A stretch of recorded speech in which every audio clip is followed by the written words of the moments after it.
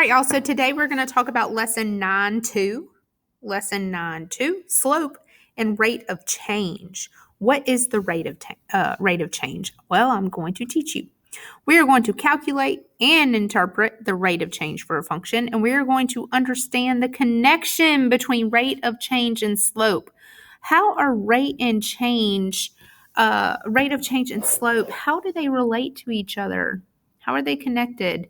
Okay, so the rate of change, this is the definition of the rate of change. The definition of the rate of change for a function is the ratio of the change in y, the dependent variable, and the change in x, the independent variable. Well, that should sound familiar from lesson 9.1 because the slope, we learned yesterday that the slope was the change in y divided by change in x. Well, rate of change also says the ratio of change in y to the change in x. Okay, so let's do some investigating here. Margot went to the lumberyard to buy supplies to build the wheelchair ramp that we saw in lesson 9.1. She knows that she will need several pieces of wood, and each piece of wood costs $3.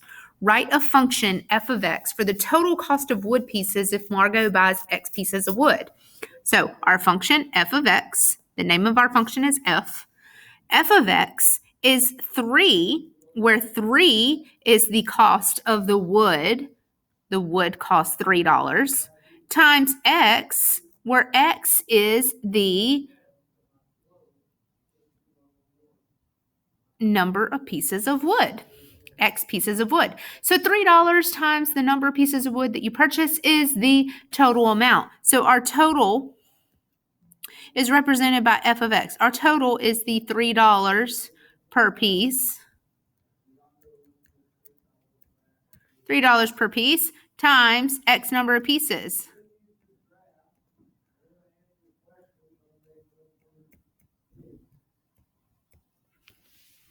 Okay, so that is our function to represent that scenario.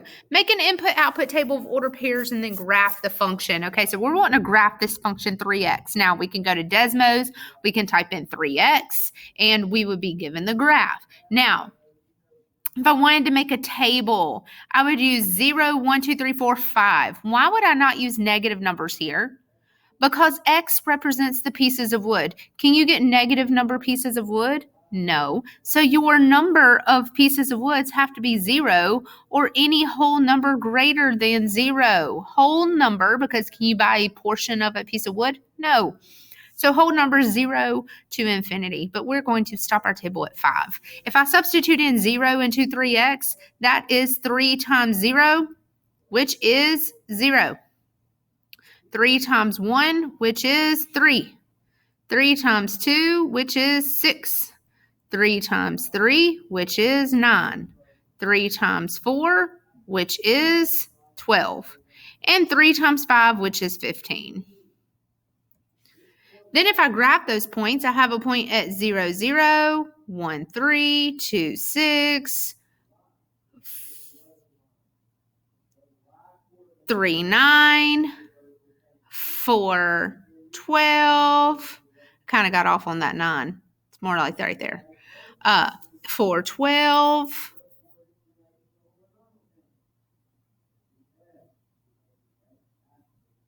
And then 5, 15. 5, 15. Okay, and then I connect the points to get this line. Now, again, I'm only in the first quadrant because you cannot have negative pieces of wood and your total cost cannot be negative. So I'm going to only graph the top right quadrant, which is the first quadrant.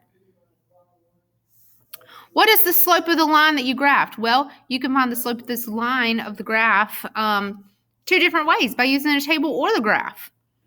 So if I use the table, let me show you how you use a table to find the slope of the graph. You should have done this yesterday and figured it out yesterday. But to find the slope of a table, let me erase all of this here.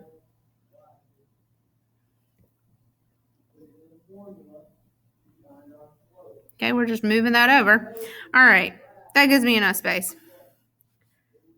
All right, so if I use this table, what is the change of 0 to 1? Positive 1. 1 to 2, positive 1. 2 to 3, positive 1. 3 to 4, positive 1. 4 to 5, positive 1. 0 to 3, positive 3. I add 3 to 0 to get to 3. I add 3 to 3 to get to 6. And I add 3 to 6 to get to 9. I add 3 to 9 to get to 12. And I add 3 to 12 to get to 15. So what is our change in y? Our change in y is 3. And what is our change in x? Our change in x is 1. So what's the slope of the line? Change in y divided by change in x is 3 over 1, which is just 3. Now, you can also use the graph. You can also use the graph and go from this pretty point to this pretty point. I'm going to go up 3, 6 units. I'm going to go right 2. So up 2, right 2 is positive 6 over 2, which is 3. Okay, you have to be careful with your units because you're only going up 2 squares, but that's 6 units. You're going right 1 square, but that's 2 units. You have to be careful with your units. Pay attention to your units because 1 square doesn't always necessarily mean 1 unit. By how much does the cost increase for each additional piece of wood purchased? Well, the cost would increase by 3 because each wood piece is $3. So the total cost would increase by 3 for each piece of wood purchased. How does the slope of the line relate to the situation with the pieces of wood? The slope is the same as the cost for each piece of wood because your cost would increase by $3 for each piece of wood that you purchase. So the slope is the same as the cost for each piece of wood. Is there a relationship between the slope of the line and the equation of the line? Yes. The slope is the coefficient of the variable in x in the equation of the line. Okay, so if you see, it's very important that you know this. If you see an equation, y, or f of x, equals mx plus b, that coefficient m is a number, that coefficient of the variable is the slope of the line. So m is your slope. M is your slope. The number in front of the x variable is your slope. Margot is going to work with a local carpenter during the summer. Each week, she will earn $10 plus $2 per hour. Write a function, f of x, for Margot's total earnings. So she's got f of x is $2 because she earns $2 per hour for x number of hours, for x hours. So that's where the 2x comes from. $2 times x hours plus a flat $10 because it says that she earns $10 flat. She earns a constant $10. So she earns $10 per week plus $2 for every hour that she works. So even if she works 0 hours, she earns $10. Make an input-output table of order pairs and then graph the function. Okay, so again, my hours are going to be whole numbers from 0 to 6 because she gets paid by the hour. Okay, she gets paid by the hour. So 0, 1, 2, 3, 4, 5, 6. Okay, and then if I substitute in 0 into my formula of 2x plus 10, I've got 2x plus 10. Let me rewrite it down here. 2x plus 10. If I substitute in 0 for x here, that's 2 times 0 plus 10, which is 10. 2 times 1 plus 10 is 12. 2 times 2 plus 10 is 14. 2 times 3 plus 10 is 16. 4 times 2 plus 10 is 18. That's where all these values are coming from. They're substituting in your x values into this formula to get these y values. Okay, and then they graph them. Again, we're in the first quadrant because we cannot have negative hours worked and we cannot have negative earnings.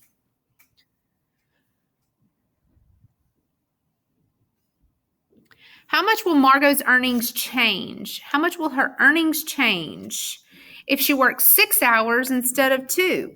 Well, if she works 6 hours instead of 2, let's see. Margot will earn $22 minus $14 equals $8 more. So let's look at our formula. f of x equals, she gets paid $2 per hour plus $10. So we're going to substitute into that formula.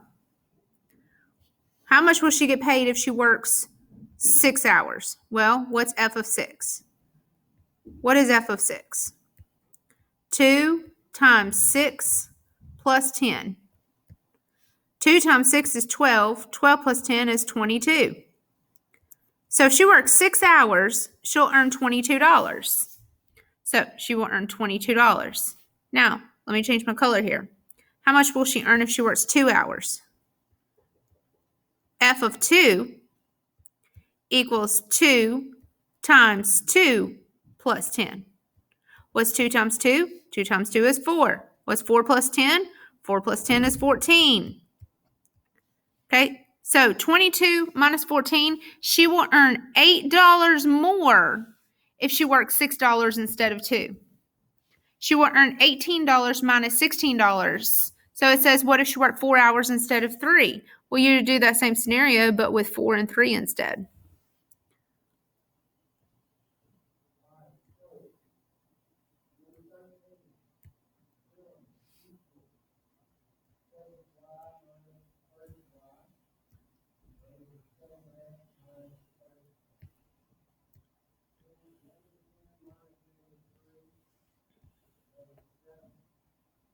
All right, so let's look at $4. If she works 4 hours, she works 4 hours, f of 4. What's 4 times 2? 8. What's 8 plus 10? 18. So she will earn $18 if she works 4 hours. How much money will she earn if she works 3 hours? So what is f of 3? F of 3 is 2 times 3, which is 6, plus 10, which is 16. That is where that 16 comes from. So 18 minus 16 is 2. She will earn $2 more if she works 4 hours instead of 3. Okay, so she earns $2 more for each additional hour that she worked because she earns $2 per hour. Does the function have a constant rate of change? Yes, that constant rate of change is 2 because it increases by 2 for each hour that she works. What's the slope of the line that you graphed? If you go back to your graph, you should be able to find that the slope is 2. And describe the meaning of the slope. The slope is the line. The slope of this line tells us how much money Margot earns each hour. So you can look at that graph and say, okay, well, if she worked X amount of hours, how much money did she earn? Okay. Describe the relationship between the slope of the line, the rate of change, and the equation of the line. The slope is the same as the coefficient of x in the equation of the line. The slope is also equal to the rate of change. Okay, so slope and rate of change is the same. Anytime you hear me say slope or anytime you hear me say rate of change, it's essentially the same thing. Okay, and then the m value, the coefficient of a equation, the coefficient of x is the slope. How much money will Margot earn if she works 8 hours in 1 week? Well, we use that same formula. She earns $2. So what is f of 8? She earns $2 for each hour that she works plus 10. 2 times 8 is 16, and 16 plus 10 is 26. So she will earn $26. By the end of the summer, Margot has saved $375. Recall that each of the small pieces of wood costs $3. Write a function, f of x, for the amount of money that Margot still has if she buys x pieces of wood. Well, if she buys x pieces of wood, it will be $375, the amount that she has, minus 3 times x, because 3 times x would represent how much money she spent on purchasing wood.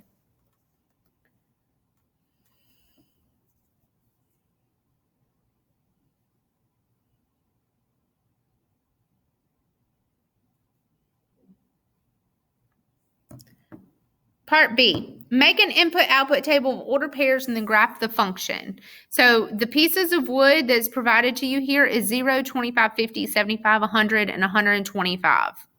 And the reason why I use those points is because on your graph over here, if you look ahead at your range of your graph, we have 50, 100, 150. So that's why I chose 25, 50, 75, 100, 125. So if I buy 0 pieces of wood, I'm going to have $375 left.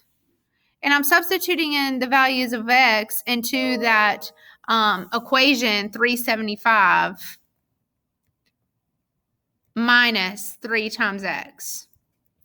We're substituting in our X values here and then simplifying. 3 times 0 is 0, so 375 minus 0 is just 375. And then if you substitute in 25, you should get 300. If you substitute in 50, you get 225. 75, you get 150. 100, you get 75. And 125, you get 0. So this is the graph of that line. This is the graph of that line that you should graph on your paper, coming from these ordered pairs. If you graph these ordered pairs, you will essentially connect your points and get that graph. How much will the amount Margot has saved? How much will the amount Margot has saved change if she buys 100 instead of 25 pieces of wood? Well, if she buys 100, the amount of money in her savings changes by 75 minus 300, which will be 225 in the negative. The amount of money in her savings changes by 225 minus 375, which is negative 150. So the amount of money in her savings changes by negative $3 for each additional piece of wood that she buys. Okay. Does the function have a constant rate of change? Yes, it does. The constant rate of change is negative 3 because it's going down. The amount of money in her savings account is going down by $3 for each piece of wood that she purchases. What's the slope of the line? The slope of the line is negative 3 because my slope is negative. It's going down. How are the rate of change and the function the slope related? They are equal. Describe the meaning of the slope in the context. The slope of this line tells how much the amount of Margot's savings changes for each piece of wood purchased. And how does this slope differ from the other slopes that you've seen in the past? Well, this slope is negative and the others were positive. This is the first slope that is going when read left to right. If I read from left to right, it's going in a downward direction, which means it's negative. All the other graphs that we've been seeing have been looking like this. Read from left to right, it goes in the upward direction. I'm going upward. Here, I'm going downward. So this is a positive slope, and this is a negative slope. Okay. All right, so check your understanding number 4 and 5, lesson 9-2 practice 6 and 7, as well as the activity practice for lesson lesson 9-2 that's on page 137 is for your homework for activity lesson 9-2.